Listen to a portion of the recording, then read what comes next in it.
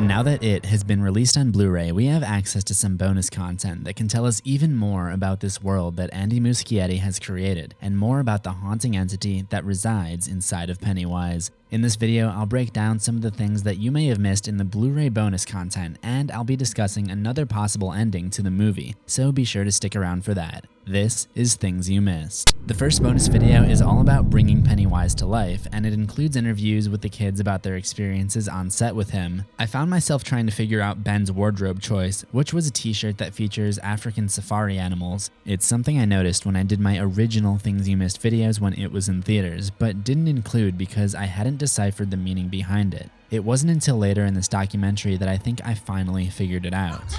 Andy has a thing with spit and drool.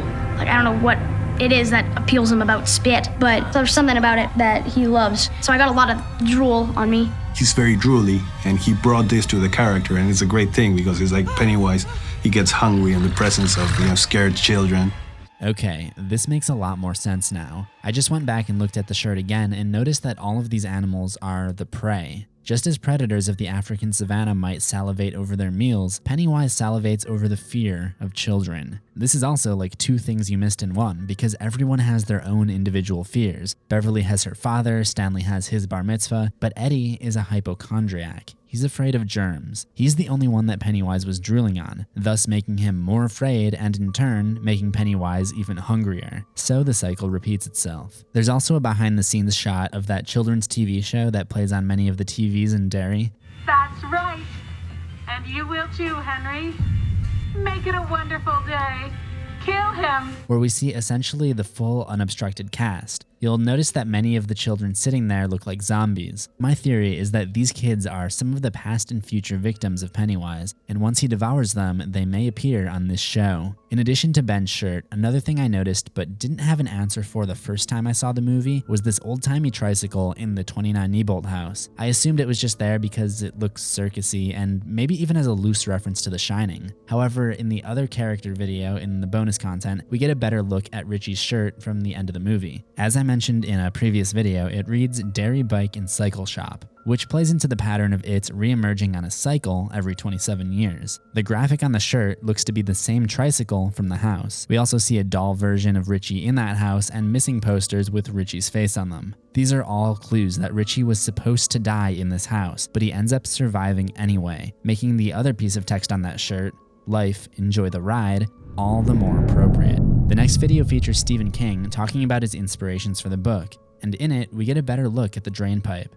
In most of the scenes, it's very dark, but here you can actually make out an etching of a stick figure holding balloons. If only Patrick Hockstetter had seen that before venturing into the sewer. On to the deleted scenes. One of the scenes takes place in Henry Bauer's room, which is a canvas to his violent tendencies. It's filled with weapons, a road sign covered in bullet holes, and even he has a framed picture of a gun, which I find really funny. The next one is in Beverly's room. In my previous It video, I talked about the significance of Bev's Susie and the Banshees poster, and in this deleted scene, we get to see a little bit more of her punk rock collection, which includes a Psychedelic Furs poster. This is a pretty deep reference, so stick with me here. The Psychedelic Furs really got off the ground when their song Pretty in Pink was featured in John Hughes' movie with the same title. And if you've seen that 80s classic, you know that it stars Molly Ringwald, which ties back into It with this line. Because I want to run towards something, not away.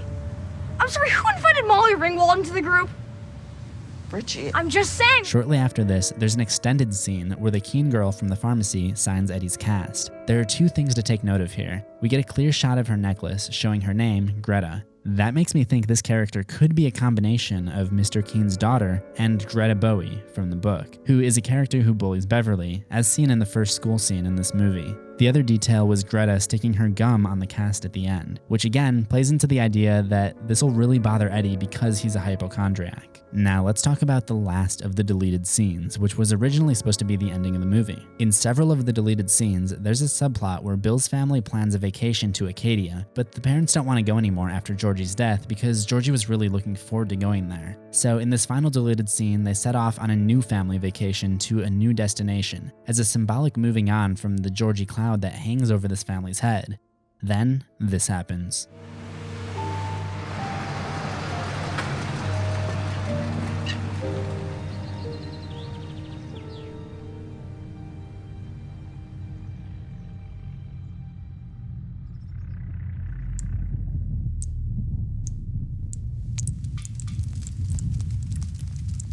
I personally really like this ending as opposed to it ending on Bill and Beverly's kiss. If I were to do it, I would take away the growling sounds to preserve the mystery of if it was really defeated. I mean, even though we know there's another movie coming, but let me know which ending you liked better in the comments. I actually have one more thing you missed, but it does contain spoilers, so if you haven't read the book, you're going to want to head over to another video, but please remember to subscribe and ring that death bell for notifications on your way out. But for those of you who have read the novel, it looks like we might be getting that epic ending in the upcoming It Chapter 2. Ben's room is filled with these Derry newspaper clippings, but in the bonus features, we get a closer look at this one in particular. This is a page out of the 1937 Derry Courier newspaper. This smaller article is titled "Special Session Sets Stage for Flood Control," just dropping a small hint that Derry's strange sewer system may be prone to flooding. Of course, the It miniseries did drop a similar hint, but then no flood scene was included, but I have a feeling we'll be seeing it this time around. If that's something you'd like to see, go ahead and give this video a like. My name is CZ, and I also write horror here on YouTube. Of course, I'll be talking about the next It movie as soon as that trailer comes out, as well as many of the other big horror movies before then. Don't miss out on it, you already know what to do. I'll see you in the next one, assuming we both survive.